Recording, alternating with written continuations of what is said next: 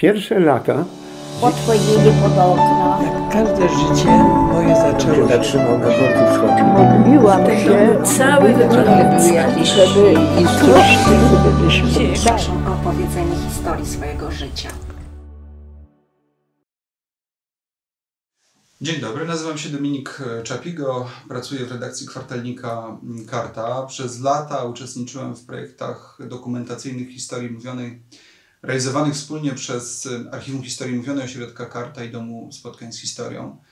Przez 5 lat opiekowałem się projektem dokumentacyjnym Polacy na Wschodzie, o którym chciałbym Państwu dzisiaj trochę więcej opowiedzieć. Projekt ten realizowany był w latach 2006-2012. Jego celem było zapisanie pamięci Polaków, którzy mieszkają za obecną wschodnią granicą Polski.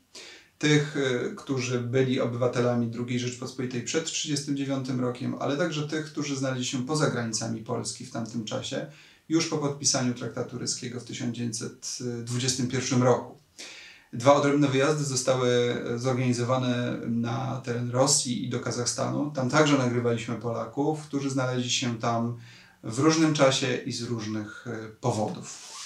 Łącznie przez te wszystkie lata zorganizowaliśmy 35 wyjazdów do 7 państw. Były to Łotwa, Litwa, Białoruś, Ukraina, Rumunia i wspomniane już Rosja i Kazachstan. Podczas naszych wyjazdów odwiedzaliśmy duże miasta, takie jak chociażby Lwów, Wilno, Tarnopol, ale też mniejsze miejscowości, wsie, czasami kolonie.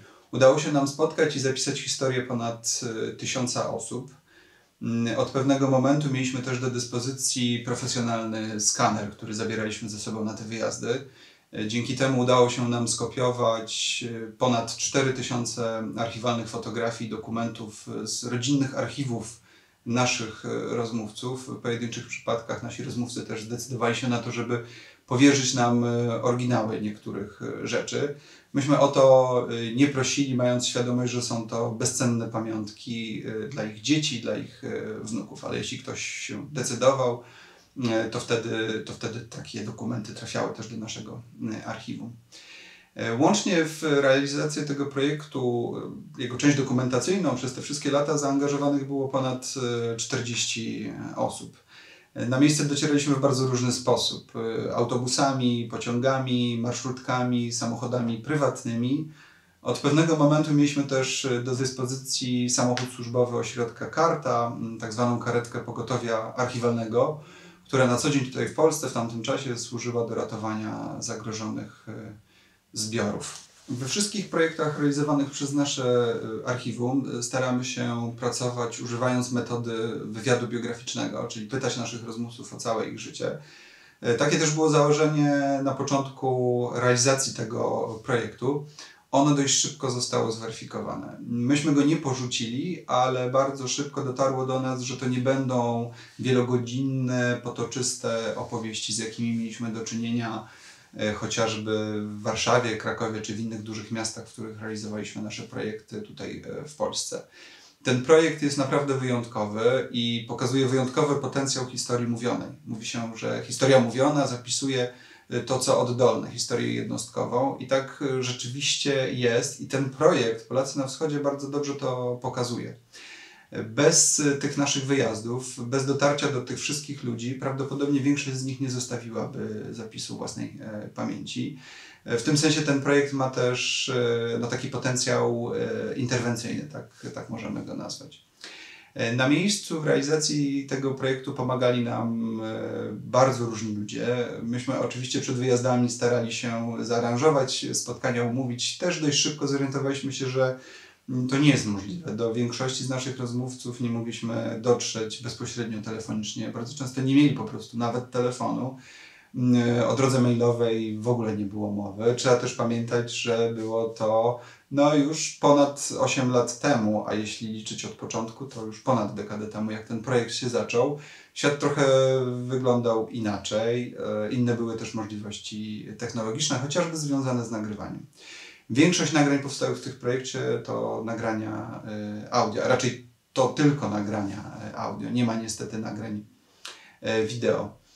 Na miejscu pomagali nam, jak wspomniałem, bardzo różni ludzie. Byli to działacze Związków Polaków, Domów Polskich, siostry zakonne, księża, animatorzy działań lokalnych na miejscu.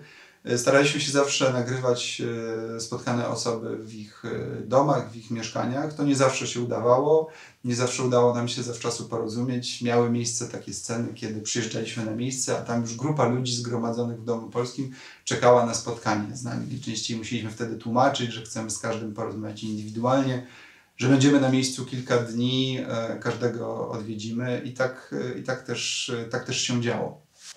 Nasi rozmówcy najczęściej nie spodziewali się naszego przyjścia, naszych odwiedzin. Często byli zaskoczeni. Często było tak, że pukaliśmy do ich drzwi, przedstawialiśmy się, opowiadaliśmy o tym, co robimy. Nie pamiętam, żeby takie drzwi zostały przed nami zamknięte. Ludzie wpuszczali nas do środka, naprawdę obdarzali nas bardzo wielkim zaufaniem. Nie tylko, bardzo często też byliśmy częstowani obiadami, piliśmy wspólną herbatę, rozmawialiśmy. Trzeba zdać sobie sprawę z tego, że ta rozmowa nie ograniczała się tylko do tego, co zostało nagrane, ale to często były spotkania, które też wykraczały poza ten czas nagrania. Były rozmową o bardzo wielu różnych rzeczach. Dla mnie osobiście ten projekt miał bardzo duże znaczenie. Też wpłynął na moją drogę zawodową, na to, czym się dzisiaj zajmuję, także w kwartalniku Karta. Przede wszystkim wpłynął na postrzeganie historii, na wagę historii jednostkowej, zapisu tego, co codzienne. I dał mi też taką możliwość i pewne narzędzie do przekonywania ludzi do tego, że ich własne historie są ważne i że oni są w nich ekspertami, bo bardzo często nasi rozmówcy, nie tylko w tym projekcie, ale też w innych, na propozycje spotkania i rozmowy reagują w taki oto sposób: nie jestem bohaterem, niczego ważnego nie dokonałem, dlaczego interesuje Was moja historia?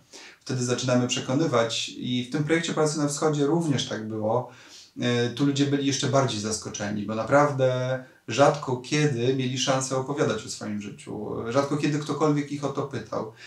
Dlatego ta formuła wywiadu biograficznego, o którym wcześniej mówiłem, była dla nich pewnym też wyzwaniem.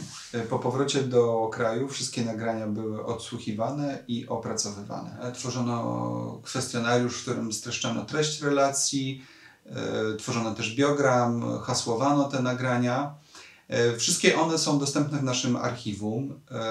Mamy też do nich dostęp przez 3 strony. Pierwsza to prezentacja www.polacynawschodzie.pl. Ona jest taką wizytówką tego projektu. Niestety znajdą tam Państwo biogramy tylko połowy nagranych przez nas osób, ale to się zmieni w przeciągu najbliższych 2 lat. Drugą stroną jest portal otwartego systemu archiwizacji osa.archiwa.org, gdzie mogą Państwo znaleźć wykaz wszystkich nagranych w projekcie osób, a także różne materiały towarzyszące. Trzecią stroną jest audiohistoria.pl, gdzie też Państwo mogą, wpisując nazwiska, znaleźć konkretne osoby i zamówić takie nagrania do odsłuchania. Zwracam też uwagę na to, że warto słuchać tych nagrań w ich postaci źródłowej, czyli w postaci dźwiękowej, bo to jest często bardzo wyjątkowa melodyka, to jest bardzo wyjątkowy język, czasami archaiczny, taka swoista fotografia języka w czasie, języka, który bardzo często już nie funkcjonuje, który przez lata nie ewoluował, bo ci ludzie bardzo często nie mogli się tym językiem polskim na co dzień swobodnie posługiwać. W tych nagranych opowieściach jest cała paleta tematów. Jest oczywiście dzieciństwo, okres II Rzeczpospolitej, jest wybuch wojny, okres okupacji sowieckiej pierwszej i drugiej, okres okupacji niemieckiej, zagłada miejscowych Żydów, wywózki, deportacje, codzienne życie w powojennej sowieckiej rzeczywistości, zakładanie kołchozów, komsomol, pionierzy, różne naciski ideologiczne, zamykanie świątyń, a potem w latach 80. ich odradzanie się przy wielkim współudziale lokalnej społeczności. To było bardzo duże przeżycie dla większości z naszych rozmówców, bardzo ważna cezura. O tym wszystkim nasi rozmówcy opowiadają. Jest tutaj, jak Państwo usłyszeli, wiele tematów trudnych, często traumatycznych, ale chcę powiedzieć, że w tych nagraniach nie jest tylko i wyłącznie obecna trauma i martyrologia. Tam jest bardzo dużo rzeczy też radosnych, dotyczących właśnie wspomnianej codzienności. Tam bardzo często ludzie wracają do swojego dzieciństwa i do swojej młodości i nawet jeśli te dzieciństwo i ta młodość były czasami skromne, spędzane w biednych warunkach, to jednak przywoływane z dużym sentymentem, a co nie znaczy, że tylko i wyłącznie nostalgicznie i bezkrytycznie. Pod koniec 2017 roku dzięki wsparciu finansowemu z Narodowego Programu Rozwoju Humanistyki udało się transkrybować większość z nagranych relacji. Nie wspomniałem o tym, że część z nich nagrana była w językach innych niż polski, rosyjskim, ukraińskim, czasami mieszanym, więc część z tych nagrań trzeba było tłumaczyć, transkrybować w języku oryginalnym, a potem tłumaczyć.